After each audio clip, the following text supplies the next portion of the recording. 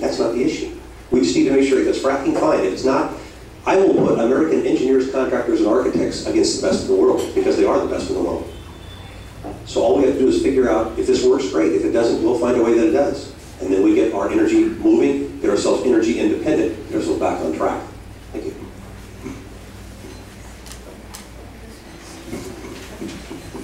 Do you support the Paul Ryan budget?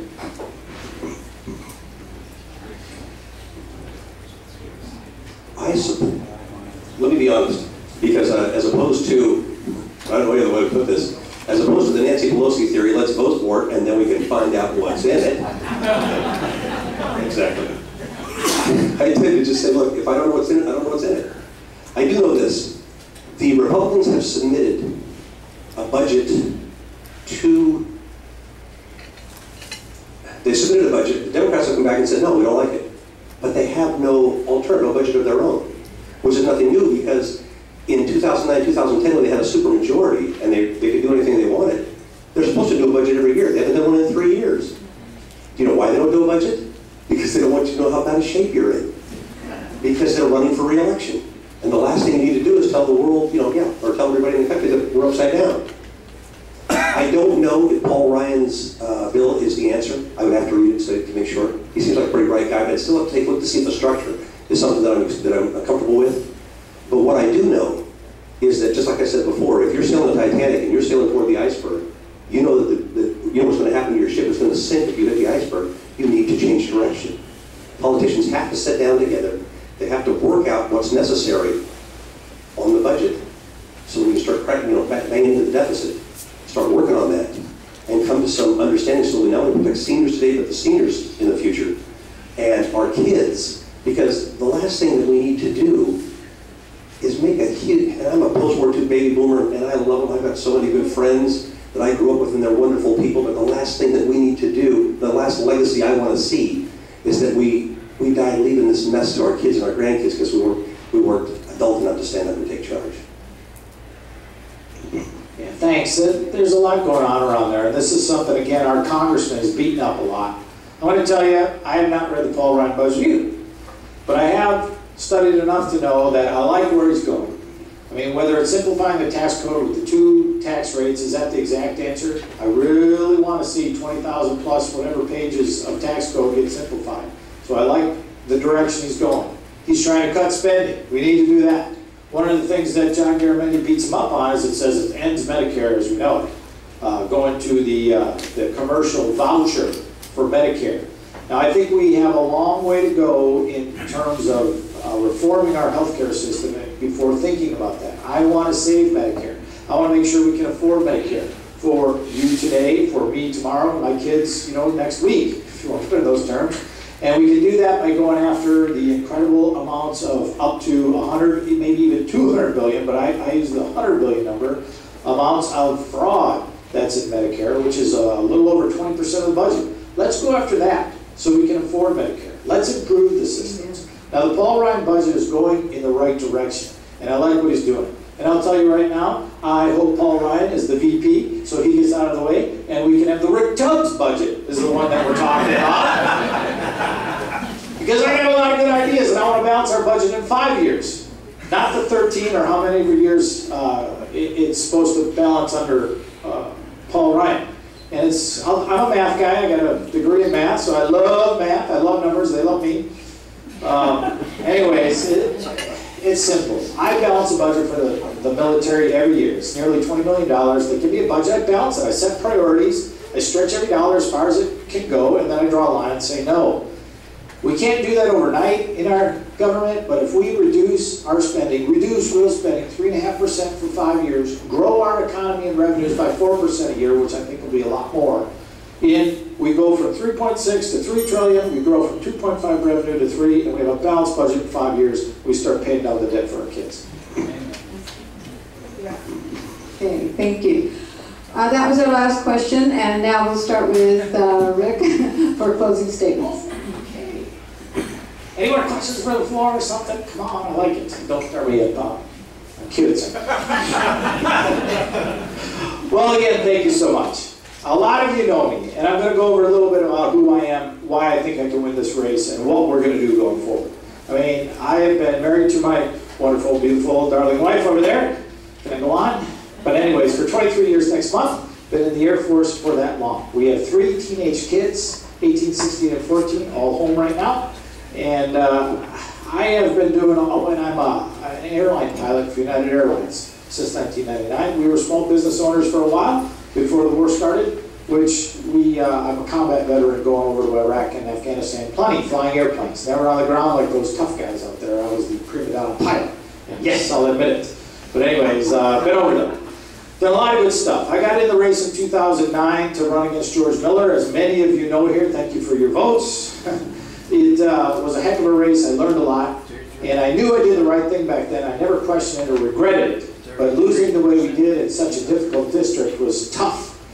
And I wondered why, until I saw this new district, CD3. And when I saw the makeup of our new district, that really is a toss-up. It's a 50-50 district in terms of votes, where Carla Fiorina beat Barbara Boxer in their district. We can, in California, replace a liberal Democrat with a conservative Republican. It is possible. Let that be the shot heard around the world.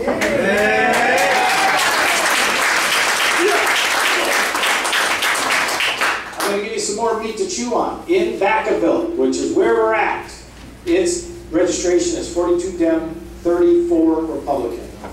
That's about exactly the same registration as the district, 42 to 33. In 2008, my opponent, George Miller, won in Vacaville before I ran, 54 to 40%, or about by 5,000 votes. In 2010, against George Miller with the kind of race I'm running now, although I'm better and smarter, because I've learned a few things the hard way, in that race that we ran, that we're running very similarly again this time, we took this message to the people, like you, and we beat that 36-year incumbent in Vacaville. 57 to 43%. Now I have a whole district of Vacaville. Right? Now in 2010, Democrat congressional candidates beat their Republican candidates, me being one of them, by about 3,000 votes, give or take. It was a 1.5. Now we swung 9,000 votes in Vacaville, a loss of 5,000 to a victory of 4,000, in a town of just 96,000 people. Fairfield alone can win this election for us if I do something just a third that good. Okay, and people know me in Fairfield as much as they do in Vacaville, and we've been campaigning hard all over this district. I am on a sprint right now. We've been on a sprint for the last 2.5 months. Got a month and a half to go. I can make it. Okay, we've been campaigning hard. This is real. The Tea Party that have been working so hard to do some real things, it is real here in CD3. And this is our chance to make that difference we've been all hoping to make. So how much time do I have? Minute 20. Okay, before I get into too much. I'm going to be around for questions, so please come up and ask me. But something I have told Tea Party groups since the beginning is, it is great to be upset. We should be. It is great to get out there and let your voices be heard. Carry those signs. Have these meetings. You know, talk about what's wrong. It is great. However, it is not enough. You've gotten off the couch. You've come out here to make some noise. Great. I've been there with you. Now it's time to get involved. Gene Ray's a friend of mine. He's a great guy. And he'll have my vote in November if he's the candidate. Absolutely. And if you'd like him tonight, I'm asking you to get on his team and help him win. If you like what you've heard tonight from me, and you think we've got a chance to get out there and win, I'm asking you to come out and help me win. First of all, I need your vote. June 5th, you got to vote. Have a ballot party. Do something. Make sure your votes are in. Next, I need your time. I need you to come out. I need to deliver flyers. We're on our 7th town hall this week. I got 3 more to go. Vacaville is last, May 18th. I need your time. If you have some extra money, yes, I need some money too, but it's really down on the totem pole. But I need some money. Give me some money. But anyways, get out there and do the things needed to win these elections. It's time. It is our time to make the difference that you've been waiting for. Thank you very much. God bless you. God bless America.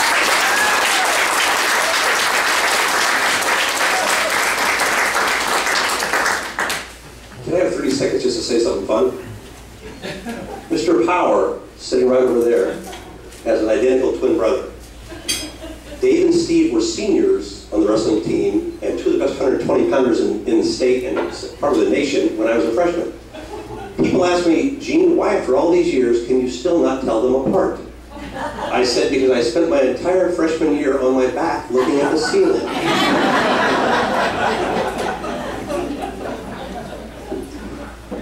Around Christmas time, I stopped at Willard's Cleaners just down the street, getting shirt on the back of my truck.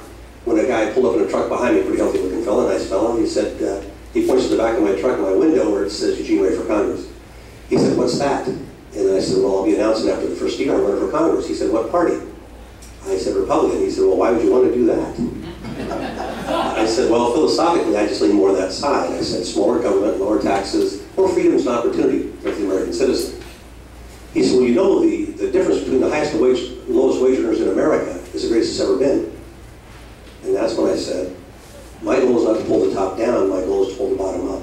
America didn't become the greatest nation in the history of the world by penalizing success. It became the greatest nation by making opportunities available for the middle and lower class to move up if they wanted to work. He said, are you against Obamacare? Are you against health care for people? I said, no, I think that's a great idea, sounds good. I said, the problem I have is the structure. Obama's own advisors have told him that it will bankrupt the country, and that can't be a good thing. I said, one other thing to think about. I said, what's the first thing that Congress did after they passed Obamacare? He said, they exempted themselves. I said, if it's the greatest thing since white milk, why's the first thing they do is to make sure it didn't apply to them? He said, do you have a card? I said, yeah, I got a card. He looked at it for a second, no offense, John. And he said, you know, he goes, I never really care if that Gary Mindy much anyhow. Although John is a nice guy, I like him. We just have different philosophical beliefs.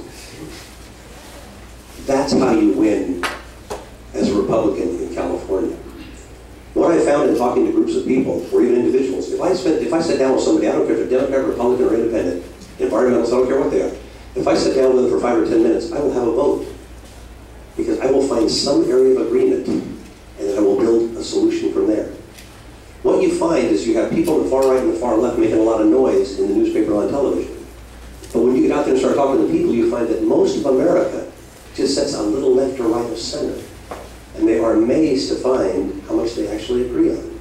And if you break the problem down so they can see the solution just like that, or like I did with immigration, they're on the same page with you. And they're surprised that they agree with, you know, because, well, I'm a different party. No, we're Americans, this is what we're looking at. Winning this congressional election, or being in the top 2, winning is not going to be as easy as it might seem based on the last election. Rick ran a very good campaign, worked real hard. His wife, his whole family worked hard. Something we need to keep in mind is that Gary Mindy didn't run, or not Gary Mindy, pardon me, John. George Miller didn't run an election in this county because he already knew he had won. He was so strong in Contra Costa that the portion of Solano County that we were in, from Vallejo, Nisha, they were an afterthought. We now, because of the redistricting, like Rick, we both got excited when we saw this. Because for the first time, Solano County is usually so cut up that we're an afterthought, nobody bothers to give us, even pay attention to us. This time, we constitute at least 1/3 of the votes. We may make or break what happens in this election this time. So it's important that we have someone that can identify not only with Republicans, but Democrats and Independents. And Rick does a good job with that. He gets out and talks to folks. Personal guy, likable guy, he does that. If I sit down with folks for a few minutes, I've got a vote. So it's going to be just a matter of which one of us get out there and get to enough folks and get the votes. We greatly appreciate you inviting us tonight. We greatly appreciate the opportunity to be here to talk to you. I mean, I know Rick is the same way I am. I mean, we're like, you know, like American cheerleaders. You know, again, we're the American optimists. I mean, I look at America and I see a country that has accomplished more in 300 years than all the other nations in the history of the world combined. I look at a country that's done more good for more people in 300 years than any nation or combination of nations in the history of the world. How can you not be proud to be an American? How can you not be proud to represent a country like that? Have we made mistakes? Sure. But tell me we haven't done a whole lot more good than we've done, done bad. There's no question. It's not even a comparison. And again, like I said before, America, the world without America. Can you imagine Russia, China, Korea, Iran? Can you imagine countries like that running amok with no one to stop them? What would America be? What would the world be without America? It wouldn't be nearly as good a place. I'm proud of this country that we're in, and I would love the opportunity to represent your country. Thank you.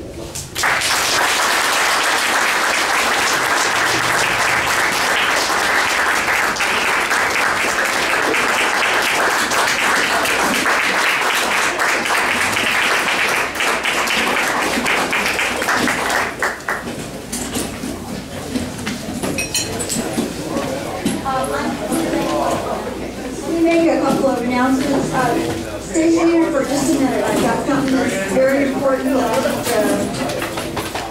watch for one more minute. Give me a minute, okay? I know a lot of you are proud and consider yourself totally independent, or registered independent, or registered declined estate. You may be registered as some other party, and I just wanted to clarify what that situation means to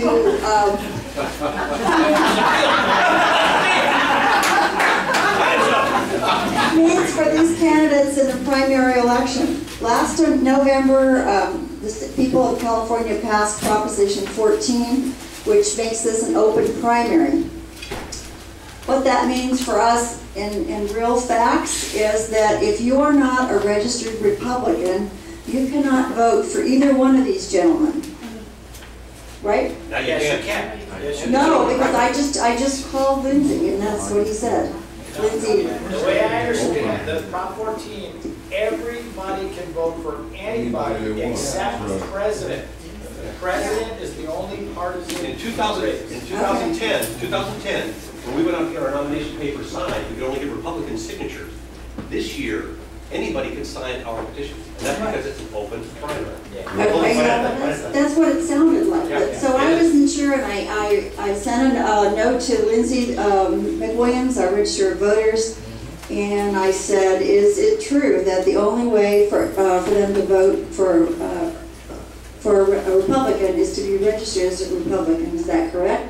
And he said back, yes, you are correct. With the passage of Proposition 14 by the voters and subsequent legislation to fill the gaps created by 14, declined estate has been changed to no party preference. And then he goes on to see, in order to vote for a Republican, you have to be registered as a Republican. Yes? It's only for the presidential race. Is that only for the presidential? Yes, you have to be registered Republican to vote for a Republican presidential candidate, but anything else. Okay, so, all right. We're good to go.